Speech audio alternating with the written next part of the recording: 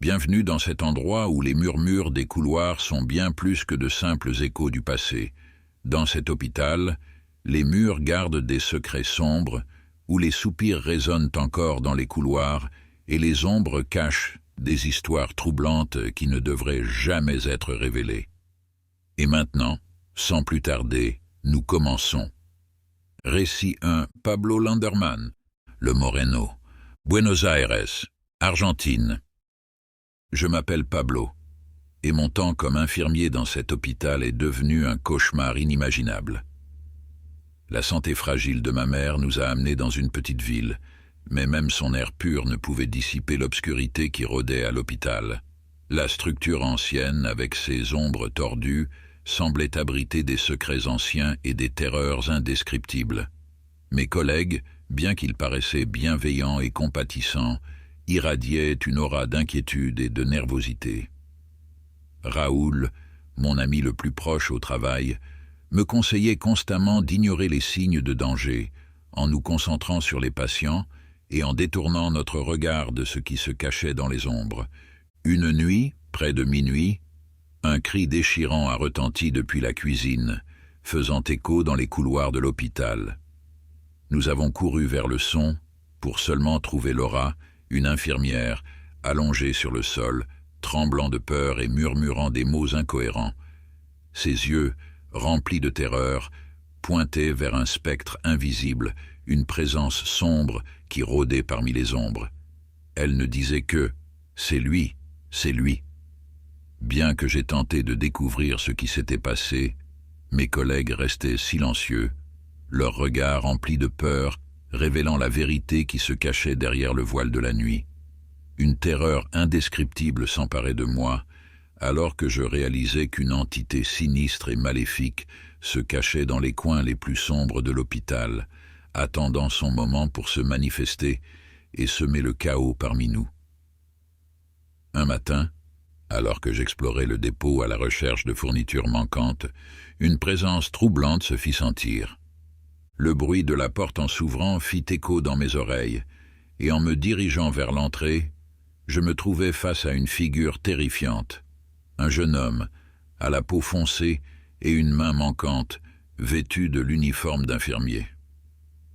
Mes mots se noyèrent dans ma gorge alors que je le confrontais avec un regard pénétrant et sans réponse.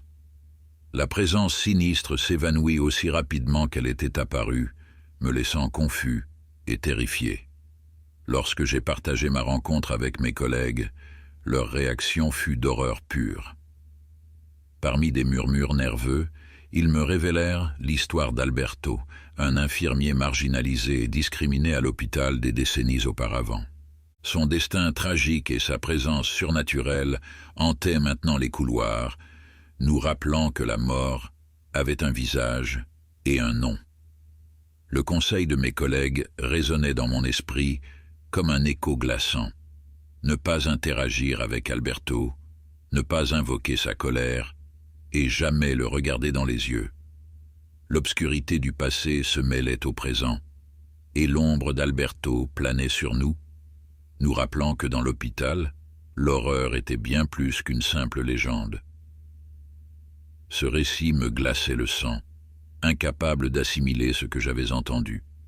Dès lors, la présence d'Alberto devenait omniprésente, ses yeux sombres guettant.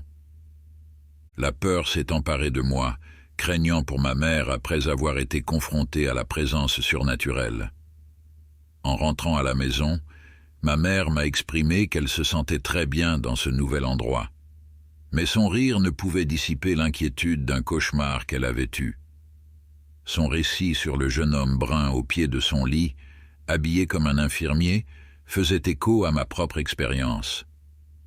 Le cœur serré, nous avons compris que fuir était notre seule option. Nous avons déménagé, laissant derrière nous l'obscur héritage d'Alberto, mais sa présence a continué de nous poursuivre dans chaque ombre, nous rappelant que la mort n'est jamais loin. Récit 2, Juan Camardano, L'homme étrange, Medellín, Colombie. Je m'appelle Juan et je suis infirmier depuis 2 décennies. Ce que je vais vous raconter s'est passé il y a environ 13 ans, dans le même hôpital, où je travaille encore avec mon collègue Alberto. Une matinée de samedi, nous avons reçu un appel d'urgence qui changerait nos vies pour toujours. À notre arrivée à l'hôpital, nous avons rencontré 2 blessés d'un accident, un enfant et une femme adulte. Bien que recevoir des patients accidentés était courant pour nous, cette nuit serait différente. Nous nous préparions à affronter la tâche difficile de traiter avec leur corps meurtri. Alors que nous nous occupions de la femme dont la jambe était gravement blessée, son fils, avec plusieurs os fracturés, était hors de danger. La famille avait subi un accident et le père n'était pas encore arrivé à l'hôpital, il viendrait dans une autre ambulance. L'accident s'était produit après que la voiture dans laquelle il voyageait ait capoté dans un canal en essayant d'éviter un camion. Après avoir tout préparé, nous nous dirigions avec la femme vers la salle d'opération. En avançant dans le couloir, un homme s'est approché et a commencé à marcher à nos côtés, offrant son aide pour pousser le brancard. Mon collègue et moi étions surpris de le voir, mais nous n'y avons pas prêté beaucoup d'importance, pensant qu'il était peut-être quelqu'un de connu. Cependant, à mesure que nous avancions, nous avons remarqué quelque chose de perturbant. De grosses gouttes de sang ont commencé à tomber de la tête de l'homme. Nous lui avons immédiatement demandé de s'arrêter pour que nous puissions l'aider, car il semblait blessé, mais il ne nous regardait pas et restait immobile. Nous avons continué vers la salle d'opération, tandis que l'homme restait dans le couloir, fixant la femme sur le brancard. Nous avons laissé la patiente avec les médecins et sommes revenus pour chercher l'homme qui nous avait aidés, mais nous ne l'avons trouvé nulle part. D'autres infirmiers nous ont dit qu'ils l'avaient également vu et qu'il avait disparu de la même manière que nous l'avions vu. Nous étions confus et effrayés par ce qui venait de se passer. La présence inexplicable de l'homme avec sa tête saignante et sa disparition mystérieuse nous a laissés déconcertés. Lorsque nous avons entendu un autre appel d'urgence, nous nous sommes précipités vers la porte d'entrée, mais en arrivant, les ambulanciers nous ont arrêtés pour nous informer que le patient était le père de la famille de l'accident précédent et malheureusement, il était décédé en chemin. J'ai ressenti une profonde tristesse pour lui et comme c'était ma coutume, je voulais lui offrir une prière en son honneur. Cependant, en m'approchant de la civière, j'ai ressenti un frisson de terreur qui a parcouru tout mon corps.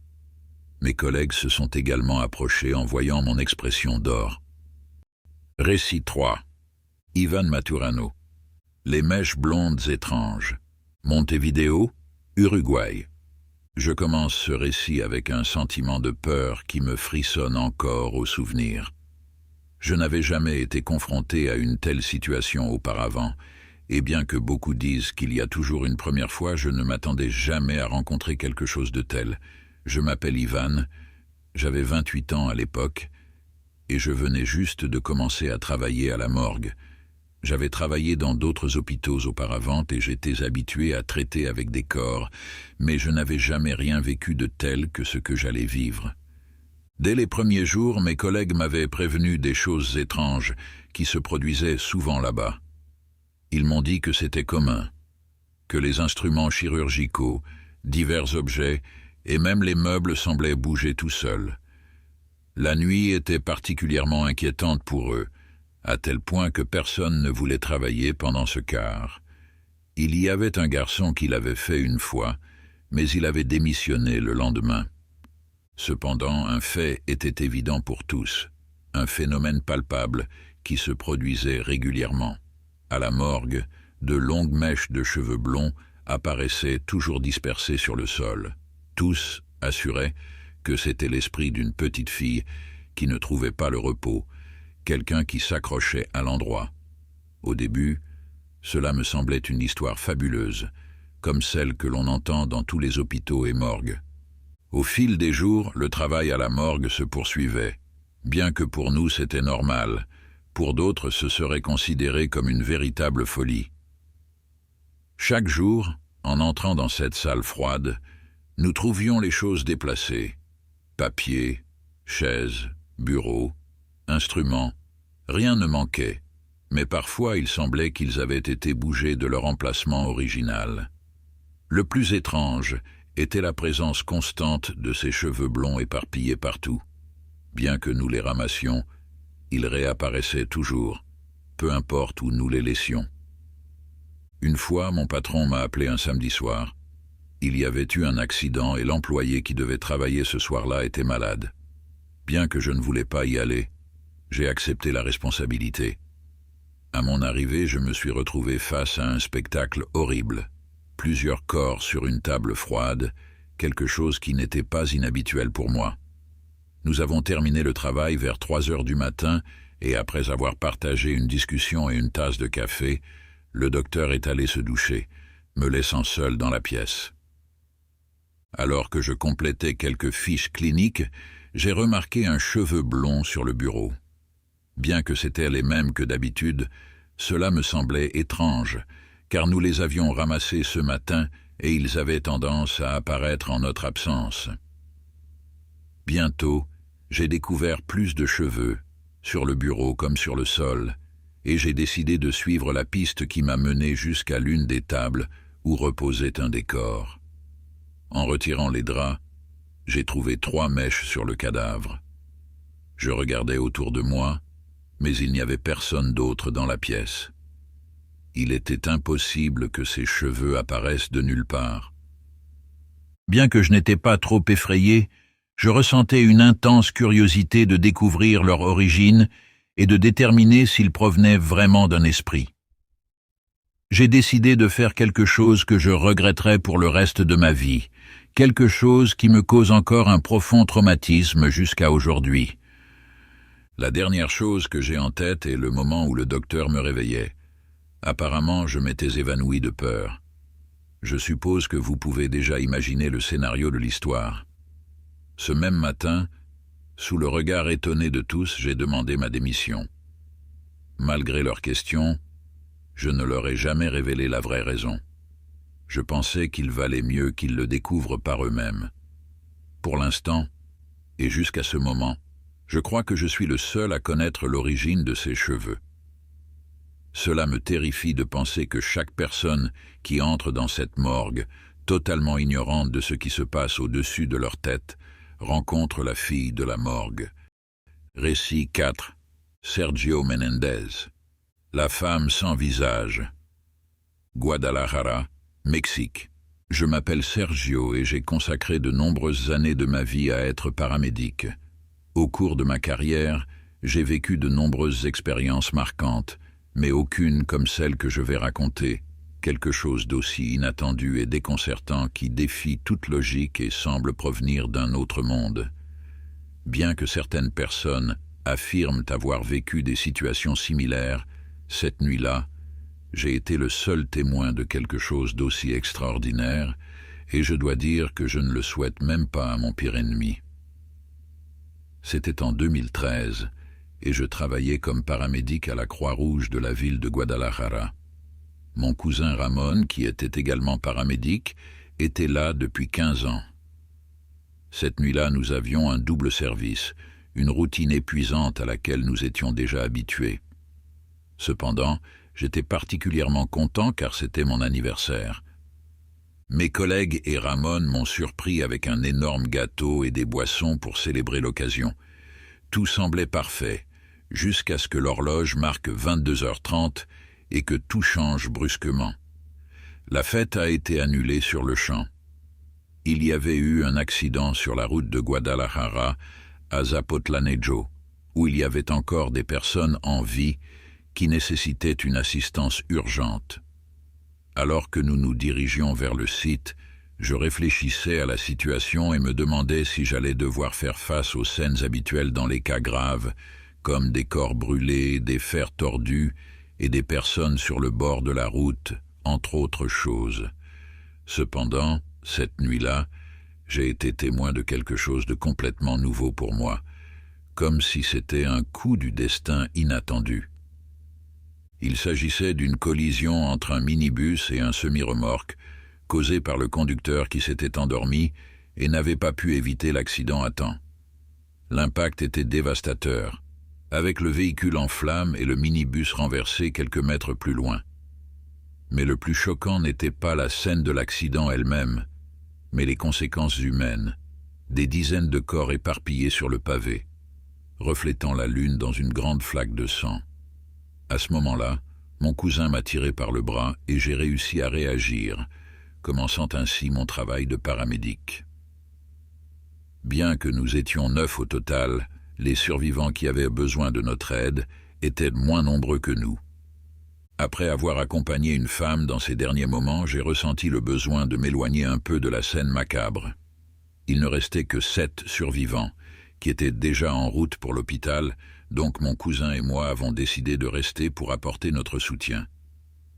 Alors que je marchais quelques mètres sur le pavé et passais à côté du minibus, je me suis arrêté pour prendre un peu d'air frais.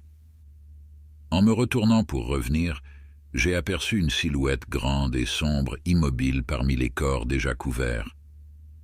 Pendant un moment, j'ai douté si mon esprit fatigué me jouait des tours, mais non, c'était réel. J'ai confirmé cela en la voyant commencer à se déplacer. C'était une femme, vêtue d'une longue robe noire, avançant lentement parmi les corps, la tête baissée, comme si elle contemplait chacun d'eux. Après avoir réagi, je me suis demandé si elle pourrait être l'une des passagères du transport, peut-être étourdie par un coup cherchant un proche.